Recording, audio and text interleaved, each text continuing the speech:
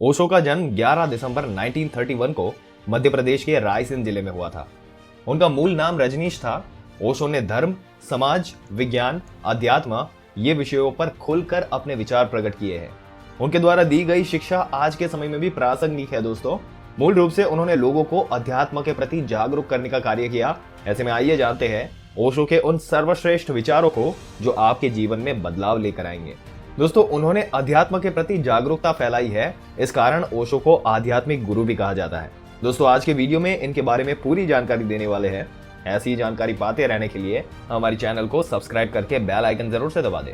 आइए आगे बढ़ते हैं और बताते हैं शुरू से। दोस्तों, अध्यात्म की वकालत करते हुए उन्होंने धार्मिक पाखंड के ऊपर खुलकर अपने विचार व्यक्त किए। उनके क्रांतिकारी विचार से देश दुनिया में करोड़ों लोग प्रभावित हुए और हजारों लाखों की संख्या में भारत आने लगे।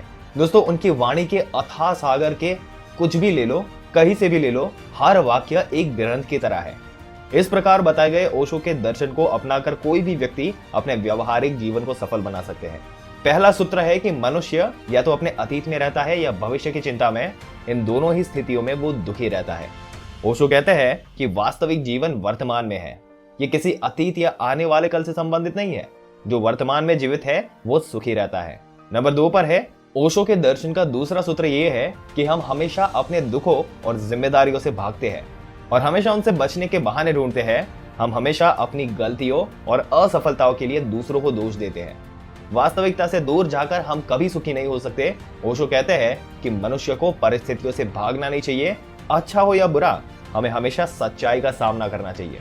तीसरे सूत्र में ओशो ने बताया है कि मनुष्य के दुख का कारण यह है कि वो किसी वस्तु या व्यक्ति को उतना ही स्वीकार नहीं करता जितना वो है, बल्कि हम अपने विचारों को हर चीज में जोड़ देते हैं, जिससे वो उसका हिस्सा बनने से चूक जाता है और इस तरह दुखी हो जाता है।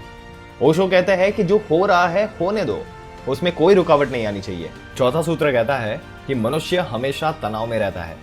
इसमें भटकने और आक्रामक होने की संभावना हमेशा छिपी रहती है। वो खुश और खुश नहीं है। ओशो कहते हैं कि मनुष्य एक ऊर्जा है। यदि हम उस ऊर्जा का दमन करते हैं तो वो किसी और रूप में कहीं और प्रकट होगी। इसलिए हमें दमन नहीं करना चाहिए, बल्कि सृजन की ओर उन्मुख होना चाहिए। नंबर 5 पर है 5वें प्रसंग में ओशो ईश्वर की शिकायत नहीं करते, बल्कि उन्हें धन्यवाद करते हैं। ओशो प्रश्न करते हैं कि क्या कोई मनुष्य है जिसका मन शिकायतों से नहीं भरा? घर हो या ऑफिस, भगवान हो या रिश्ते, हम हमेशा शिकायत ही करते हैं। हम हमेशा वही देखते हैं जो हमें नहीं मिला। ओशो कहते हैं कि हमेशा ये सोचना चाहिए कि हमें क्या मिलता है और उसी में खुश रहना चाहिए। छठे सूत्र में ओशो ने हमारे जीवन में ध्यान की उपयोगिता बताई है। लोग हमेशा अपनी इच्छाओं की पूर्ति के लिए प्रार्थना करते हैं, विभिन्न अनुष्ठानों को प्राथमिकता देते रहते हैं। लोग ध्यान को नीरस या नीरस कार्य के रूप में पाते हैं और अक्सर सवाल करते हैं कि ध्यान से आपको क्या लाभ मिलता है। ओशो ने ध्यान को जीवन की सबसे महत्वपूर्ण चीज बताया। वो ध्यान को जीवन का आधार मानते हैं। 7वां सूत्र दूसरों को नहीं, स्वयं को बदलने पर बल देता है। दरअसल हर समस्या के पीछे सबसे बड़ा कारण होता है दूसरों को दोष देना, और ये हमारा स्वभाव। ओशो कहते हैं कि हम अपनी परिस्थितियों के साथ एक जैसा रवैया रखते हैं। 8वां सूत्र अतिक्रमण नहीं, बल्कि जीवन में संतुलन बनाना सिखाता है।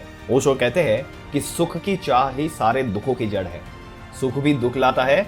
ओशो के अनुसार अगर किसी चीज को पाने में खुशी नहीं है तो उसे खोने का दर्द होगा। इस स्थिति को त्याग कहा जाता है। अगर 9वें सूत्र के बारे में बताएं तो ये सूत्र धर्म का नहीं, बल्कि सदाचार का समर्थन करता है। मनुष्य ने अपनी पहचान को अपने धर्म विशेष से जोड़ा है। उनका कहना है कि धार्मिक आधार पर मनुष्य का वर्गीकरण केवल समाज के विभिन्न समूहों में अंतर को बढ़ाता है। परिणाम ये हुआ कि आज धर्म पहले है, मनुष्य और उसकी मानवता बाद में। ओशो कहते हैं कि सुख मनुष्य का स्वभाव है और सुख की कोई जाति या धर्म नहीं होता। 10वां सूत्र सहन करने की बजाय मानने की बात करता है। बचपन से ही हमें सहना सिखाया जाता है। सहनशीलता को उत्तम गुण कहा गया है।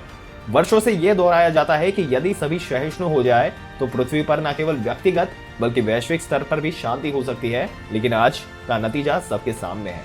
11वां नंबर दर्शन शास्त्र के अपने 11वें सूत्र में ओशो कहते हैं कि मनुष्य बड़ा विचित्र है।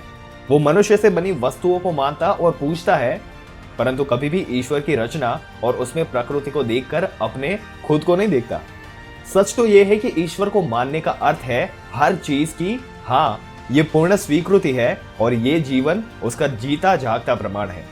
दोस्तों, आपके क्या विचार है ओशो के इन विचारों के बारे में? अपने विचार हमें कमेंट करके जरूर से बताइएगा।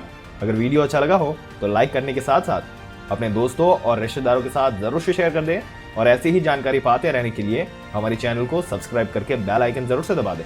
मिलते हैं अगले वीडियो में, तब तक के लिए इस वीडियो में अंत तक बने रहने के लिए आपका दिल से धन्यवाद।